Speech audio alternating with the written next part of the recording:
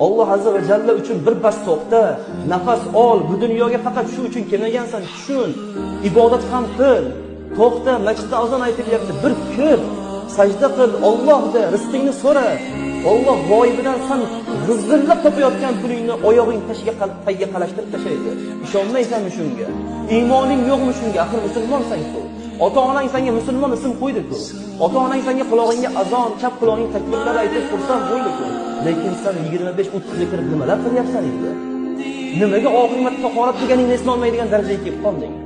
Nimaga faqatgina juma kunlari masjidga keladigan bo'lib qolding? Nimaga faqatgina jamoatga juma kuni keladigan bo'lib qolding? Qanaqa ummat bo'lding sen? Qiyomat kuni Allohning oldiga borganda nima deysan? Qanaqa qilib jamoatni qoldirmagan Rasululloh bilan bir safda turmoqchisan? Qanaqa qilib Abu Bakr Siddiqlar, Umar roziyallohu anhular bilan yelkama-yelka turishlikka sen o'zingni loyiq deb bilyapsan? Nafsing seni aldab ketmadimi? Nafsing seni domiga tortib ketmadimi? Oyog'ingdan chalib ketmadimi? To'xta birodar. To'xta, nafsingga bir ur. 5 daqiqa o'ldirmaydi. Shundoq jamoatga kir, jamoat bilan shom o'qib chiqib ket. 5 daqiqa vaqting ketadi. Mayli tasbihingni yo'lda ayt. Hech kim senga qarshi kelmaydi. Qo'lingdan kelgancha jamoatga chiq. Allohdan so'ra, tavfiq so'ra, madad so'ra.